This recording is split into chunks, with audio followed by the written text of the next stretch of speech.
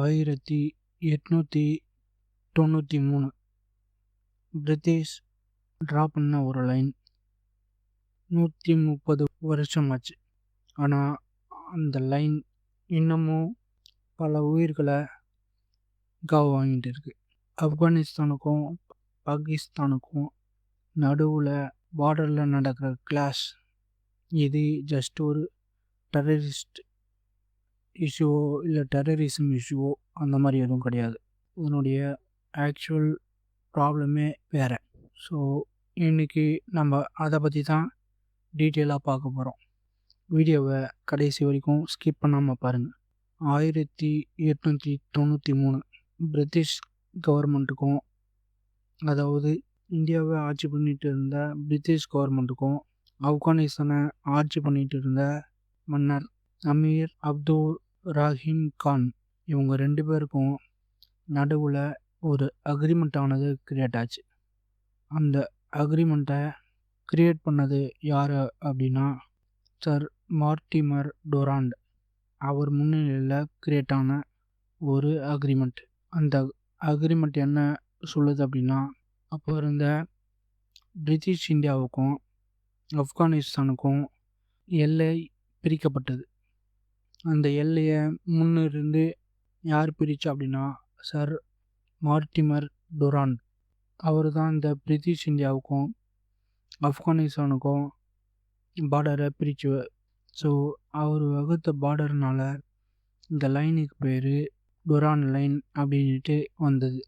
But அதில் problem என்ன அப்படின்னா, ஆப்கானிஸ்தானை ஆட்சி பண்ணிகிட்டு இருந்த கவர்மெண்ட் என்ன சொன்னாங்க அப்படின்னா, இந்த அக்ரிமெண்ட்டில் பிரிட்டிஷ் கவர்மெண்ட் எங்களை ப்ரெஷர் பண்ணதுனால இந்த அக்ரிமெண்ட்டை நாங்கள் சைன் பண்ணோம். பட் இது பர்மனண்ட் இன்டர்நேஷ்னல் பார்டர் கிடையாது அப்படின்ட்டு அந்த மக்கள்கிட்ட ஓப்பனாக சொன்னாங்க. டொராண்ட் லைன் இது அப்ராக்சிமேட்டாக 2640 கிலோமீட்டர் லென்த். இந்த லைனை ட்ரா பண்ணும்போது பாகிஸ்தானில் இருக்க கைபர் பக்வல்புவா அங்கே பஷ்தூன்ஸ் எத்னிக் பீப்புள் ரொம்ப ஜாஸ்தி. இந்த லைனை ட்ரா பண்ணும்போது 2 பக்கம் இருக்க ஆப்கானிஸ்தான் பக்கம் இருக்க பஷ்தூன் மக்களும், பாகிஸ்தான் பக்கம் இருக்க பஷ்தூன் மக்களும் இந்த லைனை ட்ரா பண்ணுறதுக்கு முன்னாடி ஒன்றா இருந்தாங்க. இந்த லைனை ட்ரா பண்ணி பிரித்தப்போ அவங்க சேம் கல்ச்சர், சேம் லாங்குவேஜ் இருந்ததுனால அப்போதுலேருந்து இந்த லைனை ஆப்கானிஸ்தான் கவர்மெண்ட்டு ஏற்றுக்கல. ஸோ ஆப்கானிஸ்தான் பெர்ஸ்பெக்டிவில் பார்த்தோம்னா பிரிட்டிஷ் கவர்மெண்ட்டு ஆர்டிஃபிஷியலாக டிவைட் பண்ண பார்டர். ஸோ இது இன்டர்நேஷ்னலி ரெகக்னைஸ்டு பார்டர் கிடையாது அப்படின்ட்டு அவங்க சொல்கிறாங்க. பாகிஸ்தான் பெர்ஸ்பெக்டிவ், அதாவது பாகிஸ்தான் என்ன சொல்லுது அப்படின்னா, இது இன்டர்நேஷ்னலி ரெகக்னைஸ்டு பார்டர். ஸோ இதுதான் பர்மனண்ட் பார்டர், இதை சேஞ்ச் பண்ணலாம் முடியாது அப்படின்ட்டு சொல்கிறாங்க. ஸோ இந்த டிஃப்ரென்ஸ் தான் 130 வருஷமாக பிரச்சனை போயிட்டு இருக்குது. 2021 ஆப்கானிஸ்தானை தாலிபன்ஸ் டேக் ஓவர் பண்ணாங்க. ஃபுல் பவரும் தாலிபான் கிட்ட போயிடுச்சு. பாகிஸ்தான் இந்த தாலிபான் பவருக்கு வந்தப்போ முதல் ஆளாக போயிட்டு அவங்க கூட டீ சாப்பிட் முதல் கண்ட்ரி எதுனா பாகிஸ்தான். ஏன் அப்படின்னா தாலிபான்ஸ் நம்ம கூட ஃப்ரெண்ட்லியாக இருப்பாங்க, அவங்கள வச்சு நம்மளுக்கு என்னென்ன தேவையோ அதெல்லாம் நம்ம சாதிச்சுக்கலாம் அப்படின்ட்டு பார்த்தாங்க. பட் அதில் பிக் ட்விஸ்ட் எங்கே வந்தது அப்படின்னா, தெற்கு தாலிபான் பாகிஸ்தான், அதாவது டிடிபி அப்படின்ட்டு சொல்லுவாங்க. இது பாகிஸ்தானில் இருக்க ஒரு தாலிபான் குரூப். அதாவது தாலிபான் அப்படின்னா என்னன்னா ஸ்டூடெண்ட்ஸ் அப்படின்ட்டு அர்த்தம். இந்த டிடிபி பாகிஸ்தான் மேலே, அதாவது பாகிஸ்தானில் இருக்க military head quarters, military officers மேலே அட்டாக் பண்ணுறது தான் இவங்களுடைய மெயின் ரோல். இங்கே அட்டாக் பண்ணிவிட்டு ஆப்கானிஸ்தானில் போயிட்டு ஹைடு ஆகிடுவாங்க. இந்த பிரச்சனையை பாகிஸ்தான் ஆப்கானிஸ்தான்கிட்ட கொண்டு போகும்போது அதுக்கும் எங்களுக்கும் எந்த சம்மந்தம் கிடையாது, டிடிபிக்கும் எங்களுக்கும் எந்த சம்மந்தம் கிடையாது, இன்டர்னல் இஷ்யூ இதுக்கும் எங்களுக்கும் எந்த ஒரு சம்மந்தம் கிடையாது அப்படின்ட்டு சொன்னாங்க. இதில் மெயின் ஸ்பார்க் என்னென்னா, இந்த டிடிபி அட்டாக் பண்ணதுக்கப்புறம் பாகிஸ்தான் கவர்மெண்ட் இந்த டொராண்ட் லைனில் ஃபென்ஸ் பண்ண ஆரம்பிச்சிட்டாங்க. ஃபென்ஸ் பண்ண ஆரம்பிச்சதும் தாலிபான் சோல்ஜர்ஸ் வந்து அந்த ஃபென்ஸை ரிமூவ் பண்ணாங்க. ஸோ அப்போத்துலேருந்து இந்த பிரச்சனையானது பீக்கில் போயிட்டு இருக்கு. தாலிபான்ஸோடைய ஸ்டேட்மெண்ட் வந்து கிளியர். அவங்க என்ன சொல்கிறாங்கன்னா, டுரான் லைன் வந்து அஃபிஷியல் பார்டராக ஏற்றுக்க முடியாது. டுரான் லைன் ட்ரா பண்ணுறதுக்கு முன்னாடி வரைக்கும் எது வரைக்கும் எங்களுடைய பார்டர் ஆப்கானிஸ்தானுடைய பார்டர் இருந்ததோ அதுதான் ஒரிஜினல் பார்டர். டுரான் லைனை எங்களால் ஏற்றுக்க முடியாது அப்படின்ட்டு அவங்க இன்னை வரைக்கும் சொல்லிகிட்டு இருக்காங்க. ஸோ இப்போது இங்கே நடக்கிற கிளாஷுக்கு டெரரிசம் மட்டுமே ஒரு காரணம் கிடையாது. ஏன்னா டெரரிசத்துக்கும் பாகிஸ்தானுக்கும் எவ்வளோ லிங்க் இருக்குது அப்படின்றது நம்மளுக்கு எல்லாருக்குமே தெரியும். இங்கே என்ன பிரச்சனை வருது அப்படின்னா மெயின் ரீசன் என்னன்னா டெரரிசம் கிடையாது, பார்டர் இஷ்யூ தான் இங்கே மெயின் பிரச்சனையாக இருக்குது. ரீசன்ட் மந்தில் பாகிஸ்தான் கவர்மெண்ட் வந்து அவங்களுடைய மிலிட்ரி மூலயமா பார்டரில் ஆர்ட்டிலரி ஃபயர் பண்ணுறது, திருப்பி தாலிபான்ஸ் கவுண்டர் அட்டாக் பண்ணுறது, பார்டரை ஒட்டியிருக்க வில்லேஜஸ் மேலே ஏர் ஸ்ட்ரைக் பண்ணுறது, திருப்பி ஆப்கானிஸ்தான் உள்ளே இருக்க டெரிட்டரி மேலே ஏர் ஸ்ட்ரைக் பண்ணுறது அப்படின்ட்டு பாகிஸ்தான் கவர்மெண்ட் வந்து இந்த மாதிரி பண்ணுச்சு. ஸோ திருப்பி ஆப்கானிஸ்தான் சைட்லேருந்து பாகிஸ்தானில் இருக்க கைபர் பக்தன்துவா அந்த ரீஜனில் தாலிபான்ஸும் வந்து அவங்களோட அட்டாக்கை இன்க்ரீஸ் பண்ணுறது, இதே மாதிரி சண்டை போயிட்டு இருந்தது. அதுக்கப்புறமா கத்தாரில் வச்சு சீஸ்ஃபயர் ஆனது ஏற்பட்டுச்சு. பட் பாகிஸ்தான் கவர்மெண்ட் வந்து மறுபடியும் அட்டாக் பண்ணாங்க. பாகிஸ்தான் கவர்மெண்ட் சொல்கிறது என்னென்னா, டிடிபி வந்து பாகிஸ்தான் மேலே தேவையில்லாமல் உள்ளே வந்து குண்டு வைக்கிறாங்க, உள்ளே வந்து குண்டு போடுறாங்க அப்படின்ட்டு. பட் தாலிபான் சொல்கிறது, பாகிஸ்தான் தேவையில்லாமல் எங்கள் கூட சண்டைக்கு வராங்க, இது அன்னெசரி அக்ரெஷன் ஆப்கானிஸ்தான் மேலே பாகிஸ்தான் காட்டுது, டிடிபிக்கும் எங்களுக்கும் எந்த ஒரு சம்மந்தமும் இல்லை அப்படின்ட்டு ஆப்கானிஸ்தான் சைட்லேருந்து சொல்கிறாங்க. பட் இதில் மெயின் ரீசன் என்ன, இங்கே சண்டை வரத்துக்கு என்ன காரணம் அப்படின்னா டுரான் லைனில் பாகிஸ்தான் வந்து ஃபென்ஸை கன்ஸ்ட்ரக்ட் பண்ணுறது தான் மெயின் ரீசன். இந்த கிளாஷ்க்கு ட்ரிகர் பாயிண்ட்டே அதுதான். இந்த டுரான் லைனை பாகிஸ்தான் வந்து ஃபென்ஸ் பண்ணி ஒரே ஓட்டி அந்த பிரச்சனையை தீர்க்கணும் அப்படின்ட்டு பார்க்குறாங்க. பட் தாலிபான்ஸ் வந்து இது வந்து பர்மனன்ட் பார்டராக எங்களால் அக்செப்ட் பண்ண முடியாது அப்படின்ட்டு ஒரு வாட்டியும் ஃப்ரெண்ட்ஸ் பண்ணும்போதும் அங்கே வந்து சண்டையானது வருது.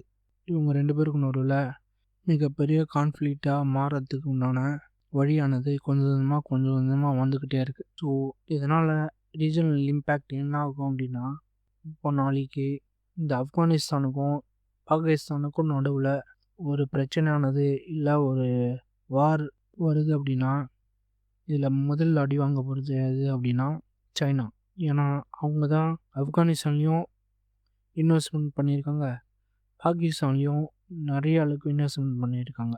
பாகிஸ்தானில் பண்ணியிருக்க இன்வெஸ்ட்மெண்ட் என்ன அப்படின்னா சிபெக், அதாவது சைனா பாகிஸ்தான் எக்கனாமிக் காரிடார், இதில் ஆல்ரெடி இன்வெஸ்ட் பண்ணியிருக்காங்க. ஸோ இதை பற்றி பலுச்சிஸ்தான் வீடியோவில் கொஞ்சம் டீட்டெயிலாக பேசியிருக்கோம். அந்த பலுச்சிஸ்தான் வீடியோ பார்க்காதவங்க போயிட்டு பாருங்கள். இதில் ரொம்ப அடி வாங்க போகிறது பாகிஸ்தானோட சைனா தான். ஏன்னா போட்ட இன்வெஸ்ட்மெண்ட்டு இந்த கிளாஸ் மூலிமா அவங்களால எடுக்க முடியாமல் போச்சுன்னா சைனா பண்ணியிருக்க இன்வெஸ்ட்மெண்ட் எல்லாமே ரிஸ்க்கு தான். இதில் யூஎஸ் வந்து டைரக்ட் இன்வால்வ் ஆகலை. பட் இந்தியா வந்து இதை சைலண்ட்டாக இவங்க 2 பேருக்குள்ளே நடக்கிற இந்த கிளாஷை சைலண்ட்டாக வேடிக்கை பார்த்துட்டு இருக்குது. ஏன்னா பாகிஸ்தான் வீக் ஆச்சு அப்படின்னா இந்தியாவுக்கு ஒரு ஸ்ட்ராட்டஜிக் அட்வான்டேஜ் தான். பட் இப்போது இவங்க 2 பேருக்கும் நடுவில் ஃபுல் ஸ்கேல் வார் வருமா அப்படின்னா அந்த ஃபுல் ஸ்கேல் வார் ரொம்ப கம்மி. ஏன் அப்படின்னா 2 கண்ட்ரிஸுமே அவங்களோட எக்கானமி அப்படின்றது ரொம்ப வீக்.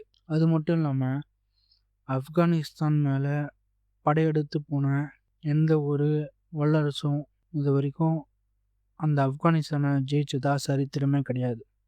எக்ஸாம்பிள், அன்றைக்கி இருந்த சோவியத் யூனியன் ஆப்கானிஸ்தான் மேலே படையெடுத்து வந்து தான் சோவியத் யூனியனை உடஞ்சி ரஷ்யான்ற நாடு உருவாச்சு. அதுக்கப்புறம் அமெரிக்கா, அந்த அமெரிக்காவும் படையெடுத்து வந்து அவங்களால ஜெயிக்க முடியாமல் திரும்பி போன காட்சியெல்லாம் நம்ம பார்த்துருக்கோம். நாளைக்கு பாகிஸ்தான் கவர்மெண்ட் வந்து ஆப்கானிஸ்தான் மேலே ஒரு போரை தொடுத்துது அப்படின்னா அது பாகிஸ்தானுக்கு தான் ரொம்ப ரொம்ப மைனஸ் பாயிண்ட். ஏன்னா ஆப்கானிஸ்தான் எக்கானமியும் வீக்கு, பாகிஸ்தானுடைய எக்கானமியும் ரொம்ப ரொம்ப வீக்கு. ஏன்னா ஆப்கானிஸ்தான் மேலே போரானது தொடுத்து போச்சுன்னா அது அவங்களுக்கு ரொம்ப ரொம்ப பெரிய இஷ்யூ ஆகிடும். ஏன்னா பாகிஸ்தானில் பலுச்சிஸ்தான், சிந்து, பஞ்சாபில் ஏற்கனவே அவங்க வந்து இன்டர்னல் கிரைசிஸ் வந்து போயிட்டு இருக்குது. இம்ரான் கானை வெளியே விடணும், ப்ளஸ் எங்களுக்கு தண்ணி வரலை, பலுச்சிஸ்தான் தனி நாடாக போகணும் அப்படின்ட்டு அவங்க உள்ளுக்குள்ளேயே இன்டர்னல் கிரைசிஸ் வந்து ரொம்ப ரொம்ப போயிட்டு இருக்கு. இதே ஃபுல் ஸ்கேல் மாறத்துக்கு உண்டான வாய்ப்பு வந்து சரி. இந்த இஷ்யூ எப்போ தான் சால்வ் ஆகும் அப்படின்னா டுரான் லைனை அஃபிஷியலாக ரிசால்வ் ஆகிற வரைக்கும் இந்த இஷ்யூ ஆனது போகும். சரி, இந்த டுரான் லைன் இஷ்யூ எப்போ சால்வ் ஆகும் அப்படின்னா சால்வ் ஆகிறதுக்கு உண்டான வழி வந்து 2 பக்கமே கிடையாது. ஏன் அப்படின்னா ஆப்கானிஸ்தான் அக்செப்ட் பண்ணிச்சு அப்படின்னா அது வந்து அவங்களுக்கு ஒரு மிகப்பெரிய பொலிட்டிக்கல் டிஸ்அட்வான்டேஜை கொடுத்துரும். இப்போது பாகிஸ்தான் வந்து இப்போ இந்த டுரான் லைனை அக்செப்ட் பண்ணியிருக்கு. நாளைக்கு இந்த டுரான் லைனை எங்களால் அக்செப்ட் பண்ண முடியாது அப்படின்ட்டு பாகிஸ்தான் சொல்லிச்சு அப்படின்னா பாகிஸ்தானுக்கு வந்து ஒரு டெரிட்டோரியல் லாஸ். ஏற்கனவே 71 வாரில் அவங்க அவ்வளோ பெரிய டெரிட்டரியை லாஸ் பண்ணி பங்களாதேஷ் அப்படின்ட்டு ஒரு நாடு உருவாயிருக்கு. ஸோ இந்த இஷ்யூ வந்து சேஞ்ச் ஆகிறதுக்கு உண்டான வாய்ப்பு ரொம்ப ரொம்ப கம்மி. பட் அந்த இடத்துல எப்பயுமே ஒரு ஃப்ளாஷ் பாயிண்ட் இருந்துகிட்டே தான் இருக்கும். ஸோ ஓவராலாக பார்த்தோம்னா ஆப்கானிஸ்தானுக்கும் பாகிஸ்தானுக்கும் நடக்கிற இந்த கிளாஷ் வந்து ஒரு சிம்பிள் இஷ்யூ மாதிரி, டெரரிஸ்ட் இஷ்யூ மாதிரி தெரியலாம். பட் இதனுடைய வரலாறு 130 வருஷம் ஒரு பார்டர் டிஸ்பியூட்டை இந்த 2 நாடுகளுக்கும் நடுவில் இருக்குது. இந்த 2 நாடுக்கும் நடுவில் நடக்கிற இந்த இஷ்யூ வந்து மெயின் இஷ்யூ என்ன அப்படின்னா டுரான் லைன் தான். டிடிபி வந்து ஜஸ்ட் ஒரு ஃபியூல். பிரிட்டிஷ் டைமில் ட்ராப் பண்ணப்பட்ட ஒரு லைன் இன்னைய வரைக்கும் ஒரு இடத்துல பிரச்சனையை உண்டு பண்ணிகிட்டு இருக்கு. இதே பிரச்சனை தான் உண்டு பண்ணிகிட்டு இருக்கு. இதே பிரச்சனை தான் இந்தியாவுக்கும் பாகிஸ்தானுக்கும் நடுவில் போயிட்டு இருக்கு. இதே same type of border issue தான். ஸோ ஃப்யூச்சரில் இந்த இடத்துல ஜியோ பொலிட்டிக்ஸ் இன்னமும் ரொம்ப இன்ட்ரெஸ்டிங்காக இருக்கும். அது எல்லாத்தையும் பற்றி தெரிஞ்சுக்கணும் அப்படின்னா நம்ம சேனலை சப்ஸ்கிரைப் பண்ணுங்கள், லைக் பண்ணுங்கள், ஷேர் பண்ணுங்கள். ஸோ அடுத்த வீடியோவில் பார்க்கலாம். தேங்க்யூ. ஜெய் ஹிந்த்.